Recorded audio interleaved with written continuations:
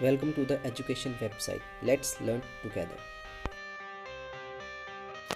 राष्ट्र निर्माण की चुनौतियाँ कौन सी हैं, क्या है वो समस्याएं जो भारत के विभाजन के समय पे आई। आज हम इन्हीं सवालों के जवाब इस वीडियो में इस चैप्टर के माध्यम से देंगे। हम पहला चैप्टर करने वाले हैं राष्ट्र निर्माण की चुनौतियाँ।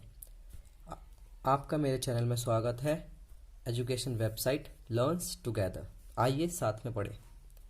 एक साथ था जब ब्रिटिश साम्राज्य में कभी सूर्यास्त नहीं होता था, अर्थात समस्त विश्व में ब्रिटिश साम्राज्य फैला हुआ था।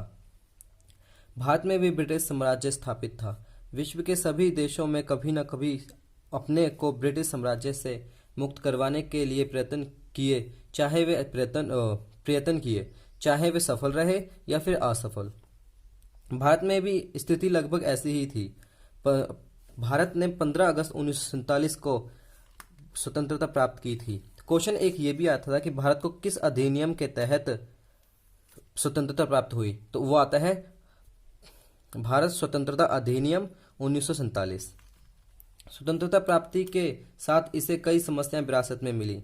अंग्रेजों ने धर्म के नाम पर भारत को दो भागों, पाकिस्तान और हिंदुस्तान में बांट दिया था।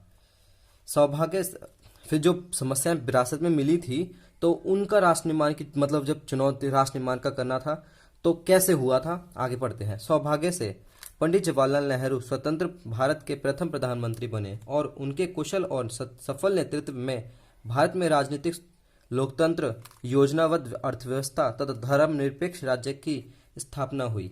इन सभी क्षेत्रों में आज भी भारत उनका ऋणी है। इस अध्याय में हम स्वतंत्रता प्राप्ति के बाद भारत को राष्ट्र निर्माण के क्षेत्र में किन किन चुनौतियों और समस्याओं का सामना करना पड़ा का अध्ययन करेंगे। चलो शुरू करते हैं। दोस्तों, मैंने ये पूरा चैप्टर कवर करने के लिए इसको सिर्फ 6 क्वेश्चन में डिवाइड कर दिया है। तो हमारा पहला क्वेश्चन है, राष्ट्र निर्माण वाले किन्हीं 4 तत्वों का उल्लेख करें।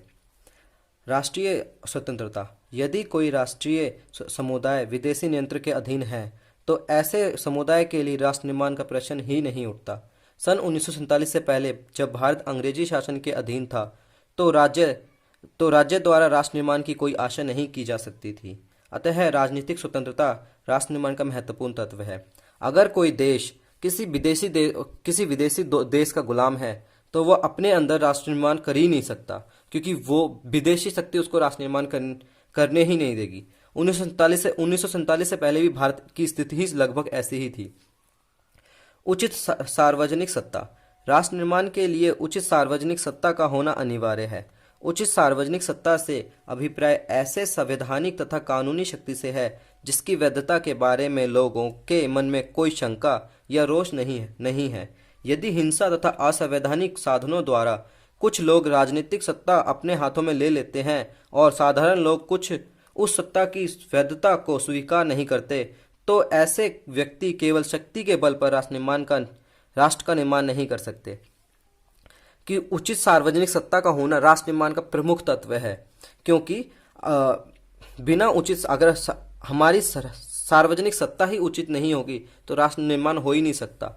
कुछ लोग अगर हिंसा के जरिए और असंवैधानिक साधनों के द्वारा कुछ लोग राजनीतिक सत्ता को अपने हाथ में ले भी लेते हैं तो वो राष्ट्र निर्माण कर ही नहीं सकते, क्योंकि वो जनता उन पर विश्वास नहीं करेगी, उन पर शंका करेगी और अपना गुस्सा दिखाएगी। इसलिए वो शक्ति और बल के ऊपर राष्ट्र का निर्माण नहीं कर सकते। तीसरा पॉइंट है हमारा राष्ट्रीय भावना। ये सबसे प्रमुख पॉइंट है। किसी राजनीतिक समुदाय के राष्ट्र निर्माण के लिए केवल बाहरी नियंत्रण से स्वतंत्रता ही काफ़ी नहीं है, बल्कि उसके लिए लोगों के मन में राष्ट्रीय चेतना और भावना का होना भी आवश्यक है। कि किसी भी राजनीतिक समुदाय के लिए, कोई भी देश हो, उसके लिए राष्ट्र निर्माण के लिए कि केवल बाहरी नियंत्रण से मुक्त हो गया वो इतना काफ़ी नहीं है। वहाँ पर रहने वाले लोगों के मन में राष्ट्रीय चेतना और भावना होनी चाहिए। वहाँ पर रहने वाले लोगों के मन में देशभक्ति की भावना होनी चाहिए।